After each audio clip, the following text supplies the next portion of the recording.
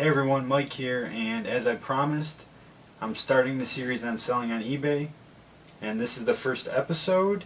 I'm going to just go over about starting your eBay business, some things you should look for and do, and then as the episodes progress after this, I'm going to talk about, different aspects of selling on eBay. But thank you for joining me, and I hope you enjoy it.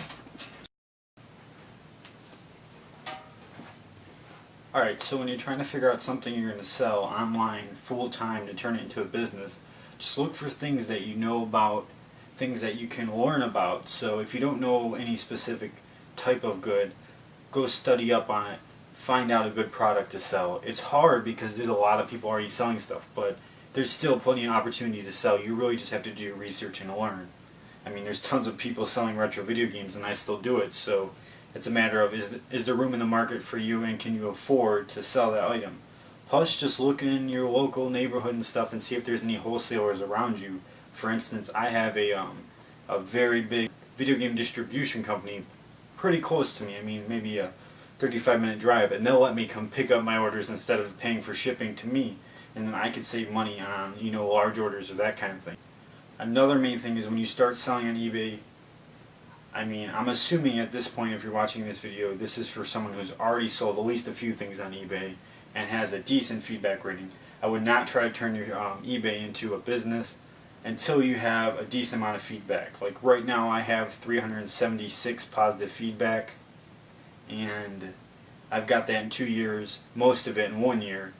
But a good way to get your feedback up, if it's not that high, is to buy small purchases. You could buy really cheap things and get positive feedback every time. So if you spend $5 a week, by the end of the year, you'll have 52 positive feedback, and you didn't even have to do anything. So try and get a decent amount of feedback. I would say at least 50 before you even try to make it a business, because people are really weary of no good feedback. Once you start selling, start out slow.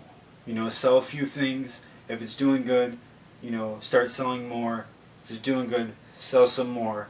But never buy, a truckload of something and hope it's going to sell. Always buy a small amount, see if it sells. If it does, then continue to sell it and add more to it. But if it's not selling, obviously try something different. But don't go out and just buy it and hope for the best. I mean, I seen a seminar not too long ago, and the lady always said, test before you invest, and that's really good advice.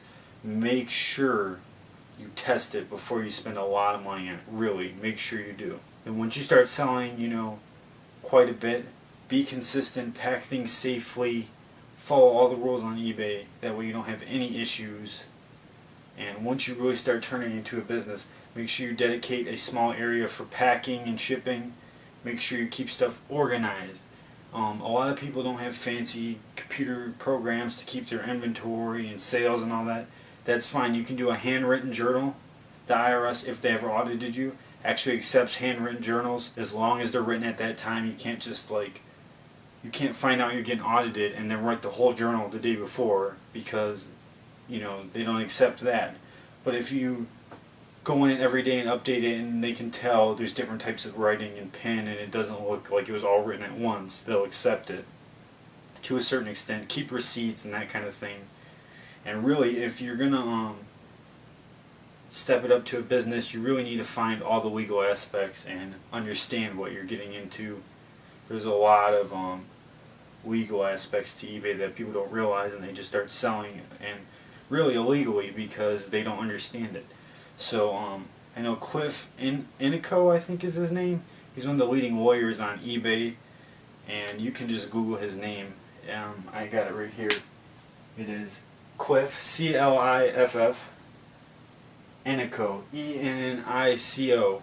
And if you Google his name, he has a few books about eBay. You could buy them, and they're very good reads, and they really educate you. I mean, I've read his legal and tax book. I have it on my desk, but I'm not advertising for him. I'm just letting you know. His book has everything you would need to know, and you can go online and read. He's done seminars and talks about everything you need to know. So it's important to understand what you're doing. Now, once you started selling, you understand what you're doing, you got an area dedicated to shipping, I would say just slowly progress your business. Never try and grow it too fast. Only grow as much as you can handle, and add on slowly. It's really important to take baby steps and stay very organized. Organization is the key to success. It really is. My old boss, her name's Dina Walsh, she used to say that all the time. She's a successful business person, and that's her number one motto. She loves organization, and it really is a very useful tool when you're trying to start a business. But this is the first episode. I'm rambling on a little. The next episode is going to be about packing and shipping, and the third episode is going to be about lighting and photography, and I'll go from there. Hopefully I'll get a decent amount of viewers. I haven't really had much yet, but we'll see what happens. I really hope you guys enjoy. If you have any questions, comments, or concerns, leave them down below, or my contact information will be down below. Also, you can email me in private if you don't want to post it, anything like that. I'm more than willing to help anybody. I really hope you enjoy it. I really hope I helped you, and come see me again, guys. Thanks.